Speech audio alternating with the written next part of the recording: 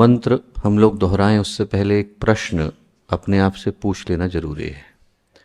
और प्रश्न ये पूछ लेना जरूरी है कि हम लोग छोटे थे तब से लेकर आज तक, जब से गायत्री परिवार से परिचय हुआ तब से लेकर आज तक अनेकों बार गायत्री मंत्र को दोहराया है।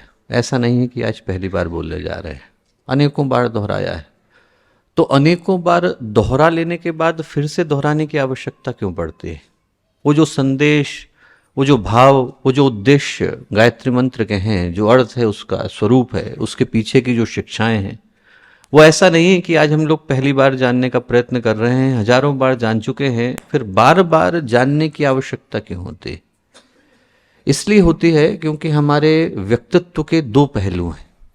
एक वो है जो हमको दिखाई पड़ता है, चेतन। एक वो है जो नहीं दिखाई पड़ता, अचेतन। कॉन्शियस है, अनकॉन्शियस है। एक पर बुद्धि का आधिपत्य है, नियंत्रण है, दूसरी पर बुद्धि का कोई आधिपत्य, कोई नियंत्रण नहीं है।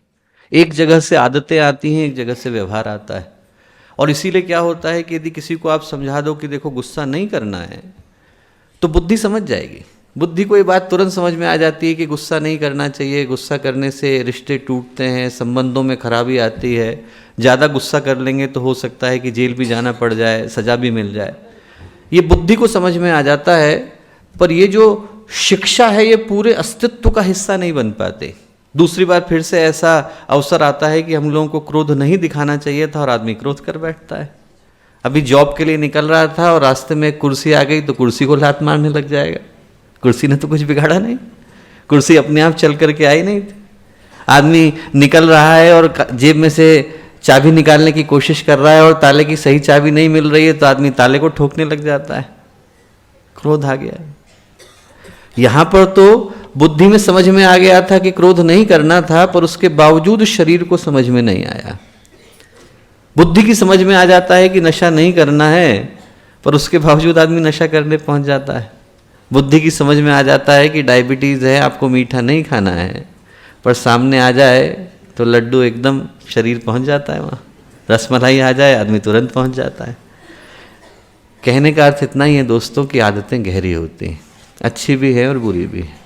बुरी आदतें हमारा हिस्सा बन जाती हैं, यहाँ तक कि हमारा नाम, हमारी भाषा, ये सब अचेतन से निकल करके आए। न जाने कितने जन्मों में हम लोग घूमे हैं, हर जन्म में अलग अलग नाम मिला होगा।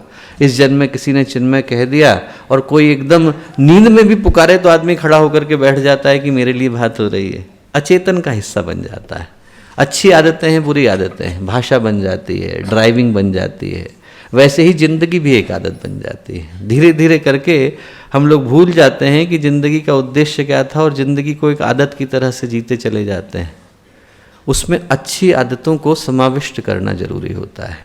मंत्र बार बार दोहराया जाता है, संदेश बार बार कहे जाते हैं, स्वाध्याय बार बार किया जाता है, गुरुदेव के वचनों को बार बार सुना जाता है। तो एक न एक दिन वो जो मंत्र हैं वो शब्द नहीं रह जाते बल्कि व्यक्तित्व बन जाते हैं।